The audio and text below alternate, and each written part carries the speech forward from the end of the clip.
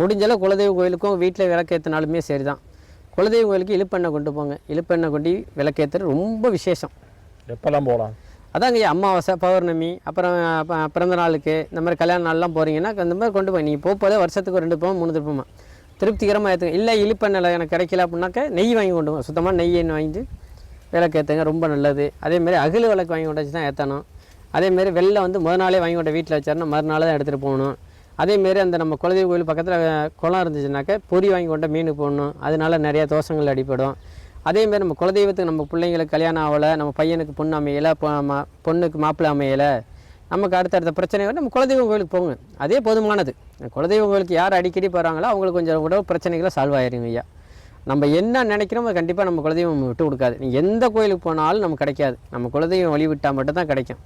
நல்லதும் சரி, கெட்டதும் சரி. இப்போ அதே கெட்ட விஷயம் நம்ம வந்து கோயிலுக்கெல்லாம் போகாமல் இருக்கான், ஒருத்தர் செய்யணும் டக்குன்னு நம்மளை பாதிச்சு